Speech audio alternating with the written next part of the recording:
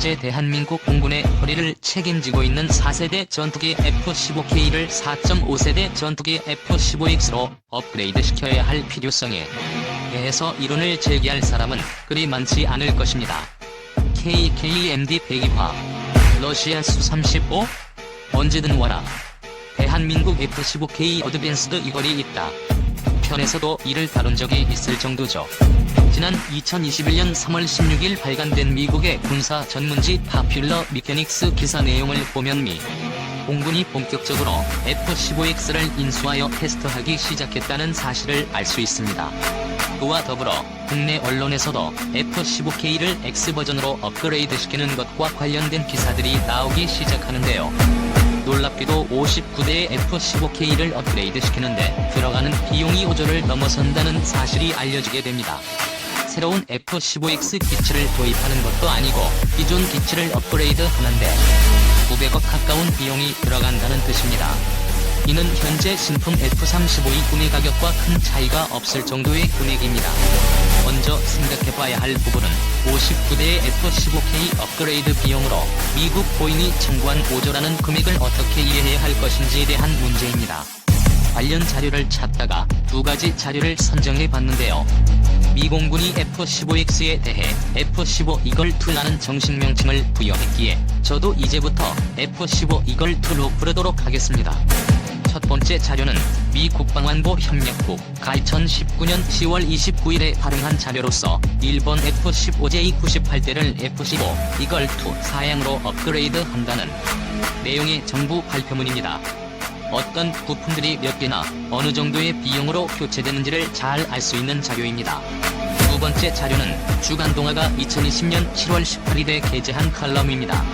15년 된 우리 공군 주력 F-15K 미사일 한 발 날려보지 못하고 잿더미 될라 라는 다소 과격한 제목을 달고 있는 이 칼럼은 몇 가지 잘못된 사실관계를 싣고 있는데, 예를 들면 일본의 고성능 유격기 JSI에 장착되는 AESA 레이더를 언 APG-63 레이더로 잘못 소개하고 있다거나 보잉에 대한 분석도 약간 어긋나 있는 부분이 보입니다.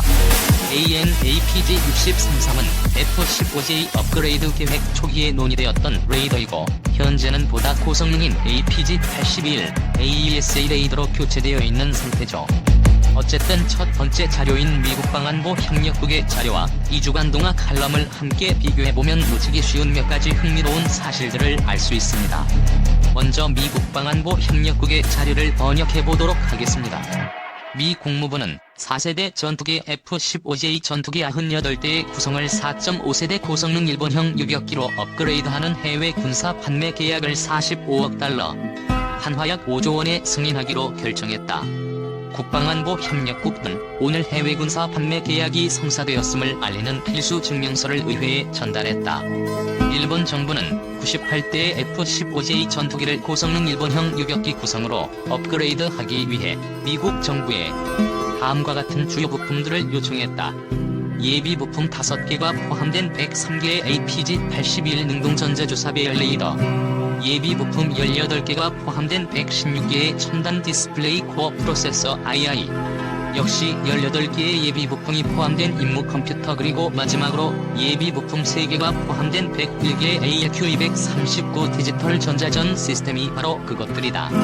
또한 소프트웨어와 교육 및 지원책에 포함되어 있는 전술정보 합동임무관리기, 혼선 신호를 인식하고 이를 극복하기 위한 기술을 적용한 군용 개량형 GPS 수신기인 선택적 가용성 기만 방지 모듈 3즘, ARC-110 무전기, 전투기에 사용할 무장 통합 및 테스트 지원, 지상 훈련 장비 지원 및 테스트 장비, 소프트웨어 전달 및 지원, 예비 및 수리 부품 지원, 통신 장비, 관련 시설 및 건축 지원, 출판물 및 기술 문서, 직원 교육 및 훈련 장비, 미국 정부 및 계약 업체 엔지니어링, 기술 및 물류 지원 서비스, 연구 및 조사, 기타 관련 물류 및 프로그램 지원 등이 여기에 모두 포함되며 업그레이드에 필요한 프로그램 총 비용은 45억 달러, 한화 5조 원 정도이다.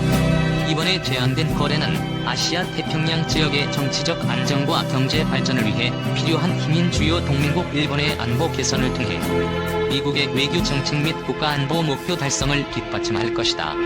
일본이 강력하면서도 효과적인 자위 능력을 개발, 유지하도록 돕는 것은 미국의 국익에 없어서는 안 될 요소이다. 이번 거래는 일본 본토와 그곳에 주둔해 있는 주일 미군 병력의 방어를 지원하는 중요한 대공 방어 능력을 제공해 줄 것이다. 현대화된 F-15J 공격 자산은 일본이 공중으로부터의 위협에 더 잘 대응할 수 있도록 도와주고 훨씬 더 효과적인 영공 방어를 가능하게 만들어 줄 것이다. 일본은 F-15J를 고성능 일본형 유격기로 업그레이드시키는 장비와 지원책들을 별 어려움 없이 자신의 것으로 만들 수 있는 능력을 보유하고 있다. 미 국방안보 협력국의 자료에서 먼저 눈여겨봐야 할 부분은 98대의 F-15J를 이걸2로 업그레이드 하는 데 들어가는 비용이 45억 달러, 한화 5조라고 명시한 부분입니다. 따라서 F-15J 한 대당 약 500억 정도의 비용이 들어간다는 계산이 나오는데요. 주간동화 칼럼에서도 F-15K 한 대당 업그레이드 비용으로 400에서 500억 정도의 비용을 이야기하고 있습니다. 그 외 다수의 군사 전문지에서도 F-15K 업그레이드 내용으로 APG-81 능동전자주사 배열 레이더, ADC-P2 임무 컴퓨터, ARQ-239 디지털 전자전 시스템 등을 언급하고 있었기에 여러 정황으로 봤을 때 F-15K나 F-15J의 이걸2 업그레이드 내용은 거의 동일한 것으로 추정됩니다. 그렇다면 F-15K 59대를 이걸2 사양으로 업그레이드 시키는데 들어가는 비용은 59 곱하기 500억, 즉 2조 9,500억만 하도 3조 정도가 나오는 것이 맞습니다. 게다가 우리 공군은 KF-21 사업과 F-35E 도입 사업을 동시에 진행하고 있기 때문에 예산이 허락하는 범위 내에서 APG-81 능동전자주사 배열 레이더처럼 우선순위가 높은 것부터 차례로 업그레이드 하려는 계획을 세우고 있었습니다. 우리 공군은 F-15K의 3조보다 훨씬 낮은 수준의 업그레이드 예산을 생각하고 있었을 것이란 뜻입니다. 그런데 막상 보잉이 내민 청구서에는 59대의 F-15K만 업그레이드 한다면 5조에, 만약 신형 F-15 이걸2를 20대 더 구매한다면 기존의 F-15K를 3조 4천억에 업그레이드 해주겠다고 적혀져 있었던 것입니다. 정리해보면 5조에 59대의 F-15 이걸2를 가져갈래, 아니면 5조 4천억에 79대의 F-15 이걸2를 가져갈래? 라고 물어보고 있다는 뜻입니다. 불과 1년 반 전 일본에게는 98대의 F-15 이걸2를 5조라는 같은 가격으로 판매했었음에도 불구하고 말입니다.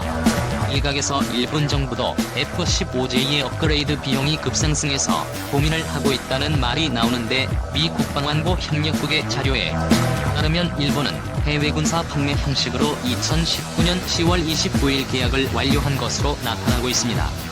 그렇다면 계약 변경 없이 주고 비용을 더 청구했다는 소리가 되는데, 글쎄요. 추가적인 확인이 필요한 부분인 것 같습니다. 어쨌든 주간동아의 2020년 7월 18일 칼럼에서 글쓴이는 미 공군이 F-15X 대량 구매 계획을 밝힌 지금이 한국에게는 큰 기회라고 설명하고 있습니다. 각종 레이더와 전자장비 등이 대량으로 생산돼 가격이 크게 하락하고 있으며, 해외 군사 판매 형태로 도입하면 예산 절감의 폭은 더욱 커질 수 있다고 강조하고 있는데요. 그런데 칼럼 기고가의 주장과는 달리 보잉은 깎아주기는커녕 일본 판매 시 측정한 510억보다 무려 340억 이상 상승한 850억이란 비용을 요구하고 있으니 이를 어떻게 이해해야 할까요? 물론 신규 F-15 이걸2 20대를 함께 도입하면 대당 업그레이드 비용은 685억으로 떨어지기는, 하지만 KF-21에 집중해야 할 이 시기에 5조 4천억이란 예산을 배정할 여유가 있을까요? 저는 무엇보다 F-15 이걸2의 소유군인 우리 공군의 입장을 알고 싶었습니다. 우리 공군도 보잉의 요구에 매우 당혹스러움을 느끼고 있다고 합니다. 심지어 방위사업청에서는 당혹을 넘어 분노를 느낄 정도라고 하니 대충 어떤 분위기인지 짐작이 되실 것입니다. 한국국방연구원이 발행하는 블라크 앵걸 232회에 따르면 국방예산은 국방부 소관의 전력운영비와 방위사업청 소관의 방위력 개선비로 구분됩니다. 이 중에서 F-15K 업그레이드와 관련되는 예산은 방위사업청 소관의 방위력 개선비라고 볼 수 있겠습니다. 2021년 대한민국 국방예산 중 방위력 개선에 할당된 금액은 작년 대비 1월 9일 증가한 16조 9,964억 원입니다. 여기서 최우선 순위는 북한의 핵과 미사일 위협에 대비하는 전력 건설로, 이에 따른 우선 투자 대상은 독자적인 감시 정찰과 전략 표적에 대한 정밀 타격 전력입니다. 정찰 위성 F-35, 장보고 3 배치2 잠수함, 광개토 3 배치2 구축함, 장거리 지대 공유도 무기, 패트리어트 성능 개량, 탄도탄 조기 경보 레이더 II 등이 여기에 속합니다. 그리고 차순위로 명시되어 있는 군구조 개편과 관련한 전력 사업에 한국형 전투기 KE 전차, 한국경기도 헬기, 울산급 BACTH-2 등이 포함되어 있습니다. 이 모든 사업이 17조라는 예산 내에서 집행이 되어야 하는 것입니다. 여기서 5조는 거의 30를 차지하는 거금입니다. 보잉이 내놓으라고 뚝딱 만들어낼 수 있는 금액이 아니라는 것이죠. 그렇다면 보잉은 왜 이리도 무리한 요구를 하는 것일까요? 주간동화 칼럼에서는 보잉의 전체 매출에서 방산 부문은 20%를 조금 넘는 수준이고, 이 가운데 전투기가 차지하는 비중은 절반에도 미치지 못하며 보잉 전투기 매출의 대부분은 F-15가 아닌 FA-18 슈퍼 소넷과 F-35 프로그램 일부 하층에서 나온다는 것을 생각해보면 미 정부가 보잉을 살리기 위해 구식 전투기를 구매해준다는 분석은 사실과는 거리가 멀다고 설명하고 있습니다. 과연 그럴까요? 지난 5년 동안 보잉의 매출은 절반 수준으로 내려앉았고, 심지어 자본 잠식 상태에 빠져있다는 사실은 이미 널리 알려져 있습니다. 특히 보잉 737 맥스의 결함 사태로 시작된 보잉의 위기는 바이러스 사태를 맞아 항공산업이 극도로 위축되면서 더욱 심각해졌죠. 그 중에서도 군용기와 전투기를 제작하고 있는 세인트루이스 공장은 FA-18이 F-슈퍼호넷의 실질적인 단종과 F-15의 생산 중지로 거의 문을 닫기 일보 직전인 상황입니다.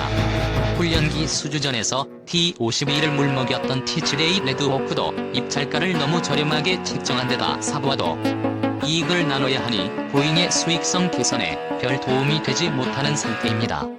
심지어 테스트 비행 중 결함까지 나타나고 있어 언제 완성품이 등장할지 알 수 없는 상황이라고 하니 미공군 입장에서도 속에서 열불이 터질 것입니다. T-52를 선택했다면 아무런 문제 없이 쌩씩 날아다니고 있을 텐데 말이죠. 주간동화의 작년 7월 18일 칼럼은 미공군이 5세대 스텔스 전투기 F-35E를 도입하고 있는 와중에 왜 4.5세대 비스텔스 전투기 F-15 이걸 2를 도입하는지 의문이라고 발언하면서도 가성비 문제를 언급합니다. 가격 대비 성능이 5세대 전투기보다 뛰어나다고 말이죠. 잠깐 이 칼럼 내용을 인용해보겠습니다. 미공군은 F-15X의 미사일 탑재 능력을 이용해 이 전투기들을 미사일 캐리어로 운용할 구상을 가지고 있다.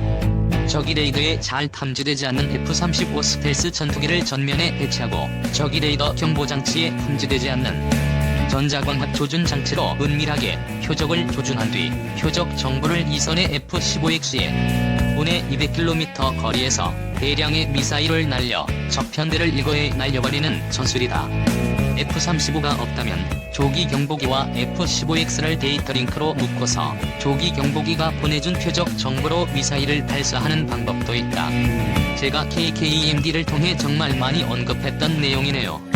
F-35E만으로 공군력을 구성하는 것은 막대한 운영 유지비로 떨어지는 가성비와 빈약한 내부 무장창 탑재력 때문에 대한민국 공군이 나아가야 할 길이 아니며, 비록 4.5세대 전투기라고 해도 우리가 마음대로 무장을 개발하고 탑재할 수 있는 KF-21을 만들어 F-35와 조합해서 사용하는 길을 택해야 한다고 누차 주장해왔습니다. 물론 제 이야기에 대해 미디엄급 4.5세대 전투기인 KF-21과 하이급 4.5세대 전투기인 F-15 이걸 2의 능력을 비교하는 것은 전제가 잘못되었다 는 지적이 있을 수 있습니다. 저도 이제 겨우 시제기가 나온 KF-21과 오랜 세월 운용되며 결함을 수정해온 F-15 이걸 2를 비교할 생각은 없으며 그런 지적을 부정할 생각도 없습니다. 그런데요, KF-21에 장착할 각종 국산 공대공, 공대지, 공대함 무장들이 현재 개발되고 있습니다. 당장은 아니겠지만 KF-21이 전력화되는 시점부터 꿈은 현실이 될 것입니다. F-15 이걸 2에 미치지 못하는 성능이라지만 제가 KKEMD 259화에서도 지적했듯 2대의 KF-21로 그 차이를 메우면 됩니다. 그렇게 된다면 적어도 이번처럼 3조로 해결될 일이 하루아침에 5조로 불어나는 일은 줄어들 것입니다. 그렇다고 제가 해외 무기들을 배척하자는 이야기를 하고 있는 것은 아닙니다. 우리가 모든 무기를 만들 수도 없으며 오히려 수입하는 쪽이 가성비가 높을 수도 있습니다. 하지만 해외 어느 국가가 대한민국에게 자주포를 팔고 싶어 한다고 가정해봅시다. 그런데 대한민국은 K9 썬더라는 걸출한 자주포를 만들 수 있는 능력을 이미 보유하고 있습니다. 이런 상황에서 자주포를 팔아야 할 입장에서는 최대한 저자세를 취할 수밖에 없을 것입니다. 가격이 되었든 기술 이전이 되었든 대한민국은 아쉬울 것이 없기 때문이죠. K2 흑표가 버티고 있는 주력 전차 분야도, AS-21 레드백이 버티고 있는 보병전투 장갑차 분야도, FA-50이 건재한 로급 전투기 분야에서도 우리는 아쉬울 것 없이 쇼핑할 수 있습니다. 하지만 F-15, 이걸 2급 전투기 시장에서는 이렇게 황당한 일을 겪게 된다는 것입니다. 2021년 4월 9일 그 모습을 드러낸 KF-21은 대한민국의 본격적인 의미에서의 고급 전투기 생산국 반열에 올랐음을 알려주는 신호탄이 됩니다.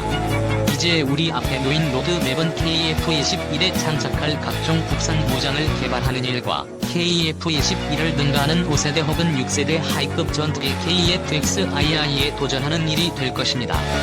F-15K가 F-15, 이걸 2로 업그레이드가 되는 시기가 좀 늦춰진다고 그분 말씀처럼 미사일 한 발 날려보지 못하고 잿더미가 될 일은 좀처럼 없을 것 같습니다. 미국이 개발한 F-15, 이걸 2는 일단 주방위군이 사용하던 공중무색의 F-15C를 대체하게 됩니다. 즉, 공세적 작전보다는 방어적 대공작전에 활용될 가능성이 높습니다. 이는 일본의 영공방어가 F-15J의 F-15, 이걸 2 업그레이드 목표임을 명시한 미국 방안보 협력국 자료에서도 잘 드러나죠. 대한민국은 다행인지 불행인지 북한이라는 존재 때문에 굉장히 촘촘한 대공방어망을 갖추고 있는 나라입니다. 땅덩어리가 넓어서 이런 식의 대공방어망을 갖출 수 없는 미국과는 상황이 다르다는 거죠.